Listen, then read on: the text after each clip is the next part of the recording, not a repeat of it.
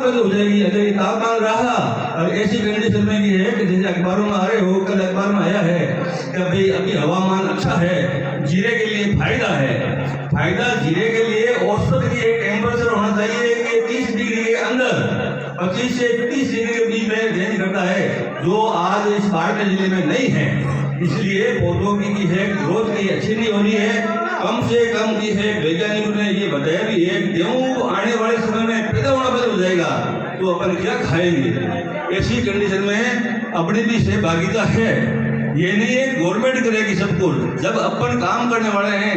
ये काश्तकार की ऐसी चीज है, काश्तकार ऐसा इंसान है जो इस सभी इस भारत के अंदर सभी के है जो आपको उत्पादन देता है। ठीक है, तो काश्तकार की भूमिका है, आप अपने इसके देश के विकास के लिए सपोर्ट करोगे और ये मोदी जी का प्लान की है आप लागू करोगे तो अवश्य बदलाव दिखेगा।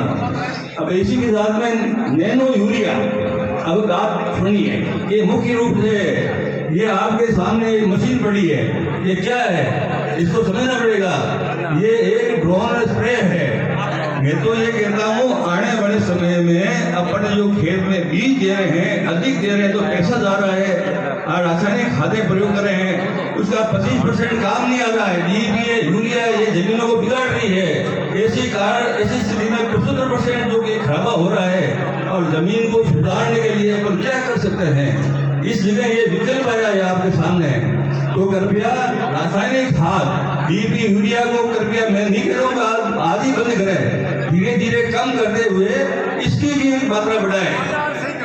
उसको काम लेते हुए एक स्प्रे, अगर एक बार आपने 35-40 दिन में यूरिया छांट दिया है तो दूसरी बार इस नैनो यूरिया का प्रयोग करें। ये आपके पास मशीन पड़ी है और मंच पे आपके पास 60 डिग्री है, आधा लीटर की। अब देखिए यूरिया खाद की बैग का 266 रुपये 50 रुपये लेते हैं, एक 45 किलो के कट्टे का, और ये सीसी का लेता है 225 रुपये। आपके ये है कि पैसे की बचत और जो खाद की है 4% काम नहीं आवे है, अन्य जगह की है आप नैनो यूरिया मशीन को प्रयोग करा। आवा वाला टाइम है वो बीज भी डालेला और खाद भी डालेला और दवाई भी खेत में की डालेला और वो सामान्य आदमी पहुंच सके वो आवेला तो उनका के आगे काम चल रहा है। अभी जो ये है आपको डेमो के रूप में दे रहे हैं। तो ये नैनो यूरिया आज अपन खेत में प्रयोग करते हैं, ये पत्तों पे कैसे लिखा जाता है, इसकी एक तो जमीन अपने खराब नहीं होगी और जो ये है आपका 4% इस खाद को मिलेगा। तो अपन जो पैसा डाल रहे हैं खेत के अंदर पैदावार के लिए, अगर वो 4% काम आए तो ये है अपन खेत की दिक्कत बढ़ेगा, पैदावार बढ़ेगा और पैदावार अपनी बढ़ेगी तो अपनी पंचायत का, अपने की तहसील का, अपने जिले का, इस प्रकार राजस्थान का और भारत का विकास होगा। ये आप लोगों की इसमें बहुत सहभागिता है। तो कृपया आप रासायनिक खादों के जो बढ़ोतरी हो रही है आप लाइनों में लगते हो और मिलता नहीं है, और भारत सरकार का पैसा बहुत ज्यादा की है विदेशों में जाता है। इसकी बचत के लिए, भारत की अर्थव्यवस्था को सुधारने के लिए ये भारतीय उत्पादों को अपनाएं और विदेशी उत्पादों को त्यागें। मैं नहीं कह रहा हूँ कि सामान्य जीवन में आज खेती में है काम आने वाले साधन संसाधन है, आज तकनीकी के रूप में है उसका उपयोग तो करें और सीमित मात्रा में ये विदेशों से आने वाले खादों को बंद करें और जमीन की संरचना को सुधारने के लिए भारतीय उत्पादों को अपनाएं। और जो 100% काम करता है ये देशी है, ये विदेशी भी नहीं है, और ये है मानव के लिए या जमीन के लिए ये स्वस्थ है, ये वायु प्रदूषण भी नहीं करता है और ये सब कुछ के लाभ रहेंगे।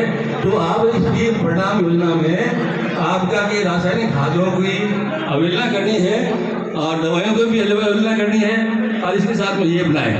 एक आपके यहाँ पे अनार का बहुत प्रोडक्शन होता है, परंतु खासकर भाइयों जरा इस पे गौर करें और सुने और समझें और अपनाएं। कहने का मतलब है उत्पादन तो ये हो रहा था, परंतु वर्तमान में ऐसी बिगड़ी स्थिति में या वातावरण में ये दूषित आने के कारण ये है भयंकर बीमारी ले चुकी है और ढेर के रूप में सड़कों पर ये खासकर बिखेरते हैं। ये टिकोड़ी रोग है और ये काड़ी फंगस है और ये संक्रामक बीमारी है। इसलिए ये विज्ञापन में भी आया है, अखबारों में भी आपने सुना होगा, कृपया करके इन सड़े हुए अनारों को आप सड़क में नहीं डालें। ये संक्रमण रोग है, अन्य फसल का अनार की है, उसको भी बिगाड़ता है। तो मेरा आपसे निवेदन है, ऐसी जगह आप इन सड़े हुए फूलों को डालें या खड्डा खोद के उसके अंदर खार देवें और ऊपर मिट्टी डाल देवें। देखो ये जब पास में एक दो की है कि सब फुल्ली की गिरे हैं, वो भी बाद में की है कि ये प्रसारण खेत में फैलता है, उससे फायदा है। रोग लग गया है, इसे फूलों को तोड़े और खड्डे में डाले, जिससे अपनी आगे की फसल सुरक्षित रहे। इस बारे में ध्यान दें। अब एक कड़ी मेरी ये है कि मिट्टी परीक्षण, मृदा स्वास्थ्य कार्ड, ये क्या है?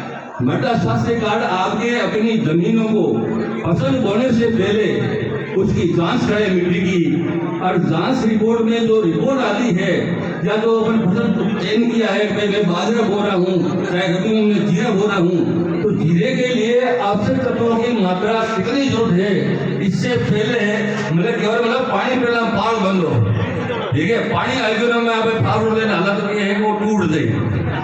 तो ये उद्देश्य आप फसल बोने से पूर्व योजना बनाओ, मेरे बीज कितना चाहिए, मेरे खाद कितना चाहिए, रिपोर्ट के आधार पे आप अपनी जमीनों में खाद दो, जिससे आपका प्रति हेक्टर उत्पादन बढ़े।